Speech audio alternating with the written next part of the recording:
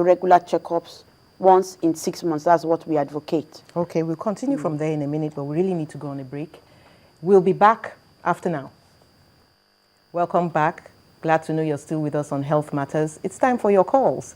You can call in and ask us a question or make a contribution. And the number to call is 01-2206-842.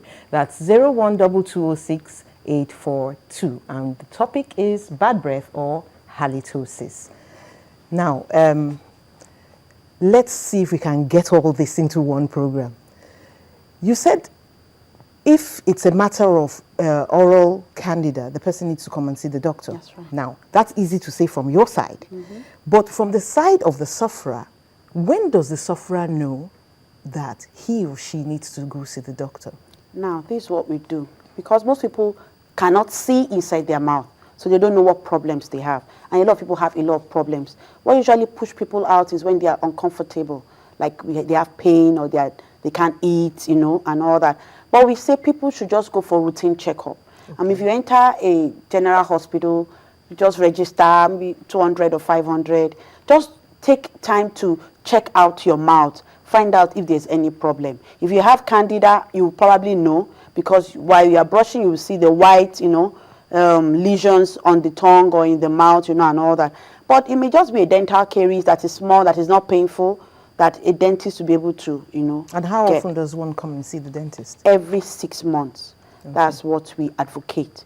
Every 6 months, just go in. Even if you had treatment done, whatever, 6 months ago, just go check to be sure there's no other problems within the mouth. So what are some of these systemic problems now that can cause halitosis? Yes, there are quite a number of systemic problems, because the number one on the list is the food that we eat. When we eat food, there's some particular food that are actually bad with halitosis, like garlic and onions, beans, spices. When it gets into our system, it's broken down. And then the food itself is carried as small particles within the blood. When it gets to the lungs, it Can we gives us hold the that chemical. for a moment? There's a call coming in. Hello? Hello? Who do we have on the line? Patience calling from Ogun State. Hello, Patience. What's your question or your contribution?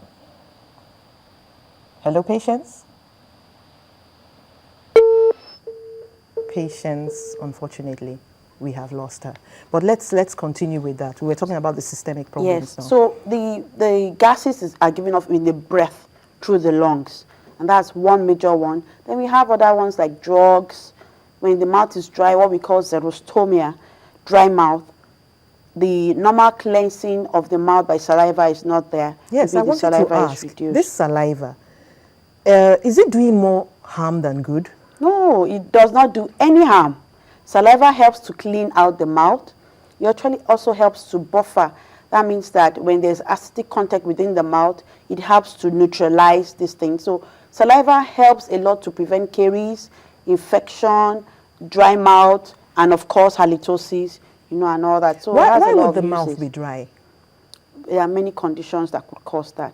Some women have some conditions that could affect the salivary glands. Maybe they've gone through radiotherapy, or different things, or maybe postmenopausal symptoms, and all that. Would a person readily know if he or she had dry mouth? Yes. And it's an indication to immediately see the doctor. Yes. Your mouth will feel sticky.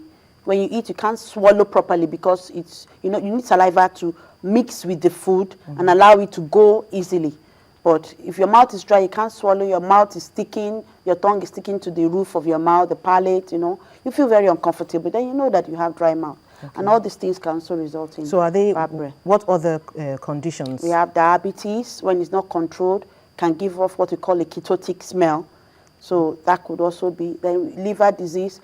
Then some people could have chronic sinusitis or infection within the nose. Okay, the drip from the nose. The drip, post-nasal drip. As the mucus comes down through the back into the throat, it comes out as bad breath. So many systemic. Then smoking as well could also result in that. So with our 6 monthly visit, these conditions should be put in check. Now, if somebody has halitosis and he feels that he has halitosis, then he comes to the doctor. We'll go through all these things. We ask for look for the local causes, look for the systemic. We may have to refer to the medical practitioners to go ahead and do some screening. Be sure he doesn't have diabetes, doesn't have any renal disease, any respiratory disease as well. Okay, now in the course of a day, someone may notice that my mouth doesn't taste so good, or it doesn't smell so good, and they go and get chewing gum and chew. Is that any good? Yeah, chewing gum is good, but we tell people to use sugar-free gums instead of using the sugar gums, because those ones can now cause another problem like dental caries. So some people even chew chewing gum habitually. It could also result in pain at the joint.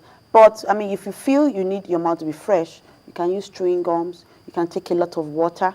That also helps when you have spoken for a very long time, or you're in your office and you are doing your computer work. Your mouth is closed for like 3 hours. Then somebody comes in and you say, "Oh, hello," and everything comes out. So while you're waiting, I mean, you're not talking to anybody, just take water. It helps to clean the mouth and, make How the mouth about breath fresh. mints? I imagine would do the same thing. Mouthwashes. Now, I actually heard someone saying that you could replace your toothbrush with mouthwash. Is this correct? No, it is not correct. They have different rules. The toothbrushes helps to clean the mouth mechanically. It helps to remove the plaque. Now, the mouth rinses prevents the plaque from adhering to the teeth. So if you can remove the one that have already adhered to the teeth by toothbrushing, fine. Then you use the mouthwash to prevent the So it's more like a support, it's not support. really the real thing. Not. You must brush your teeth. But there are some people who use mouthwash and just... Well, maybe it's just that they're not informed. Okay. Now, how does age affect the oral health? Because it seems that this halitosis is a bigger problem with older people. Well, the younger ones also have it. Really, it's your ability to be able to clean your mouth properly and then eat the right foods and take good care of yourself. Really, as you grow older, the salivary content of the saliva itself reduces because of old age. But that means that person should take more precaution in taking good care of the mouth. Okay, more precaution. Yes. Now, this gingivitis and stuff like that, can someone prevent? Yes, by scaling and polishing. These are the things. People that have this problem need to come to the dentist. We do scaling and polishing. We remove the plaque and calculus, which is, lying on the teeth, resting on the gums and causing the inflammation on the gums. So we need to remove all that. Once we remove those causative agents, then the gums heals up and then the person... Okay, can I remove my plaque myself? Yes. I don't have to come to the dentist? You can remove your plaque by toothbrushing. Okay. Now, there are some areas in the mouth that your toothbrush will not get to.